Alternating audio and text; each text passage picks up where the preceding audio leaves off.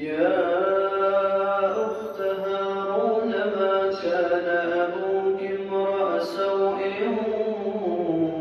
وما كانت أمك بغيا فأشارت إليه قالوا كيف نكلم من كان في المهد صبيا قال إني عبد الله آتاني الكتاب وجعلني نبيا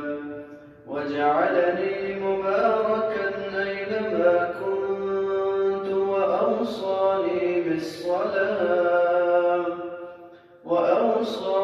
بالصلاة والزكاة ما دمت حيا